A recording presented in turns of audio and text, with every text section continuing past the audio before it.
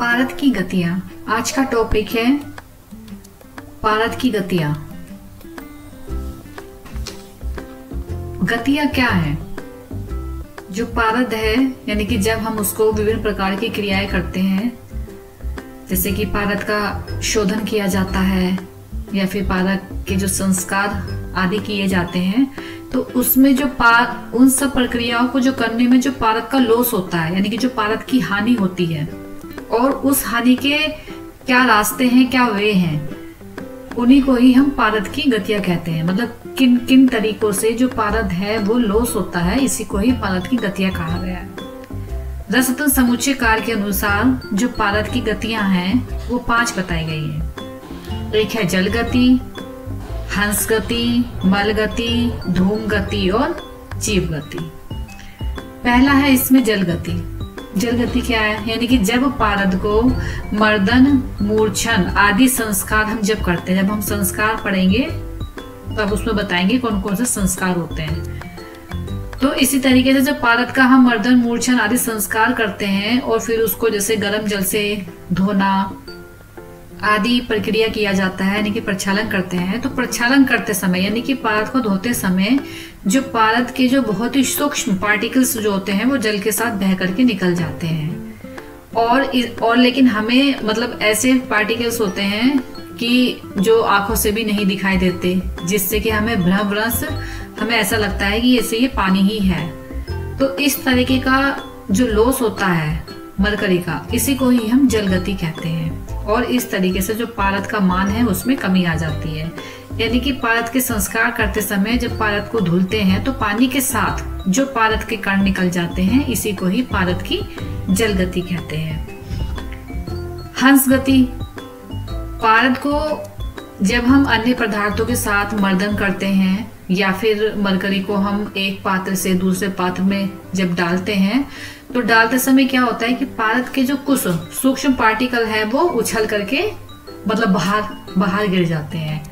या यूं कहे कि जैसे हंस पक्षी होता है, उड़ता है, तो उसकी तरह उड़ करके मतलब बाहर छिटक के गिर जाते हैं। तो इस तरीके से जो पारद है उसके भार में कमी आ जाती है। इसी क्रिया को ही यानी क्योंकि हंस के समान उछलता है या उड़ता है, इसलिए इसको हम हंस गति कहते हैं। नेक्स्ट है मल गति।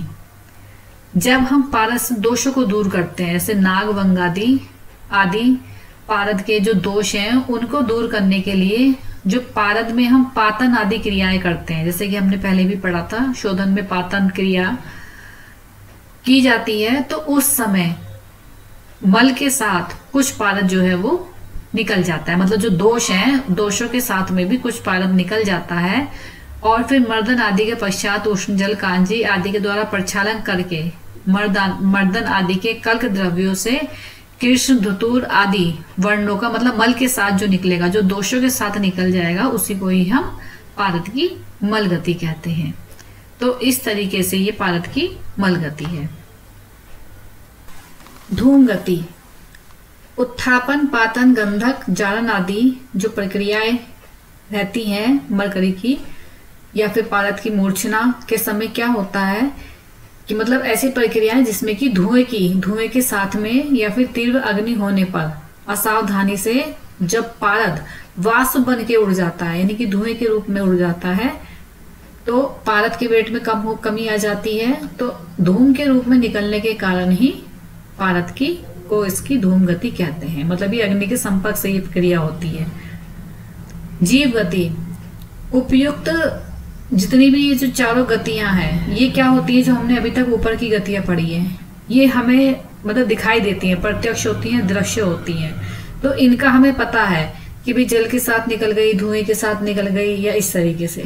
किंतु 5वीं जो गति होती है ये अदृश्य होती है। मतलब ये कब इसमें मरकरी का लॉस हो जाता है हमें पता ही नहीं चलता, तो ये अदृश्य गति मानी गई है।